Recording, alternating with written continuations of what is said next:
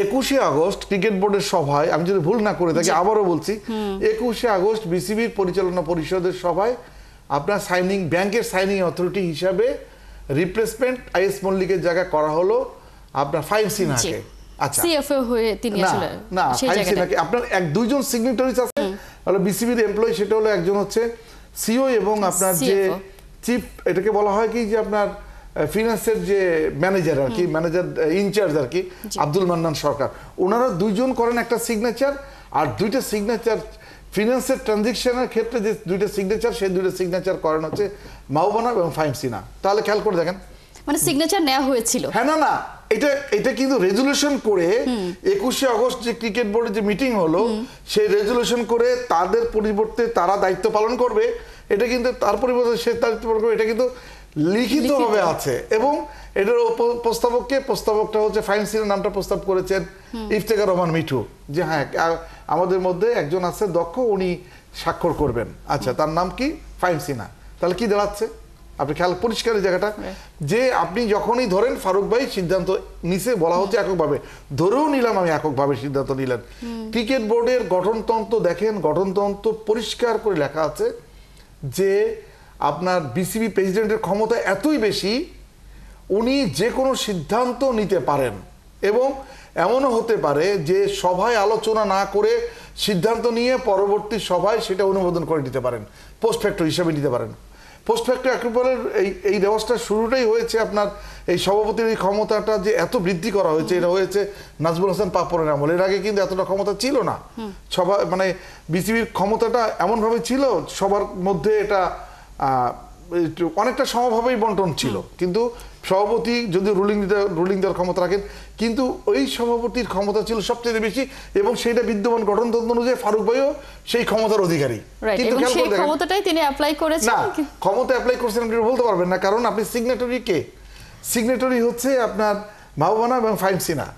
আচ্ছা, সিগনেটরি হচ্ছে কি সিও এবং হচ্ছে আপনার ফিনান্সের হচ্ছে আপনার ইনচার্জ। তাহলে কি দাঁড়াচ্ছে?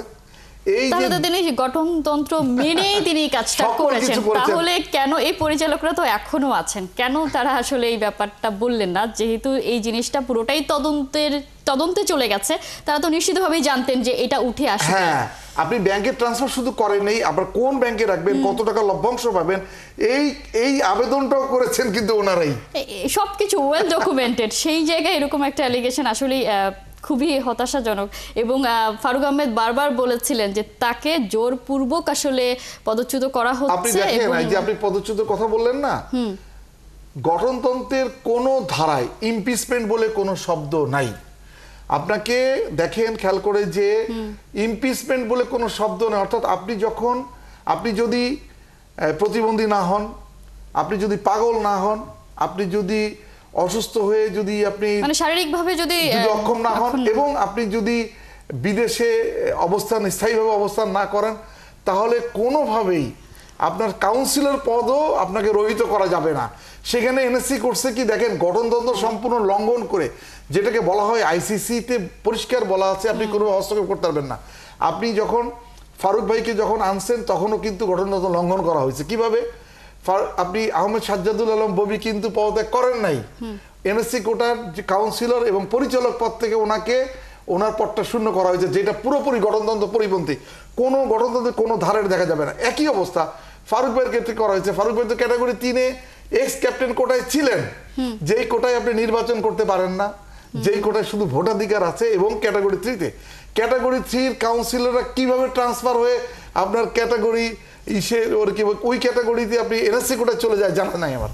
কিন্তু এই জায়গাটা অন্যায় করা হয়েছে, এবং তাকে যে আপনার সভাপতি হিসাবে মনোনয়ন দেওয়া হয়েছে, সেইটাও টোটালি হচ্ছে ওই মানে যে প্রসেসে আসলে তাকে সভাপতি করা হয়েছে, ঠিক সেভাবেই তাকে সরানোর প্রক্রিয়াটা আসলে সেইভাবেই করা হয়েছে। মানে কোথাও কোনো জায়গায় এনএসসি দুইটা অপরাধ করেছে। আমি আগেও বলেছি, এখন আবার বলছি যে আপনার ফারুক ভাইকে ইমপিচমেন্ট করতে পারে না, কারণ সেটা পরিষ্কার গঠনতন্ত্রের কোনো ধারায় নেই।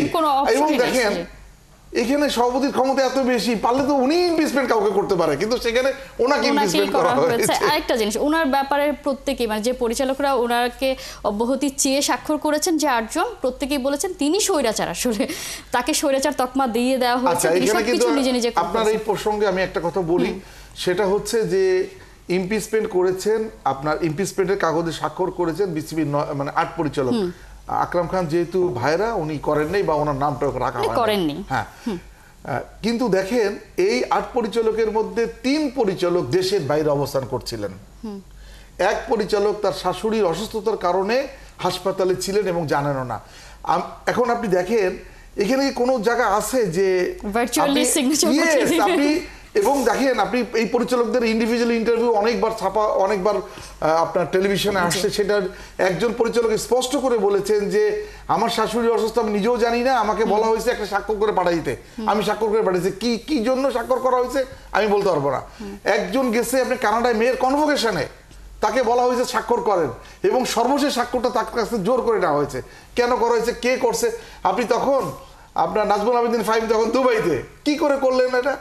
না, এইভাবেই আপনার নাজমুল আবেদিন ফাহিম স্বাক্ষর করেন নাই, আপনার দেশে বসে স্বাক্ষর করেন নাই, সালাউদ্দিন সাহেব স্বাক্ষর করেন নাই, তারপরে হচ্ছে মঞ্জুর সাহেব স্বাক্ষর করেন নাই, দেশে বসে সব বাইরে থেকে স্ক্যান করে আনা হয়েছে। এটা তো হতে পারে না।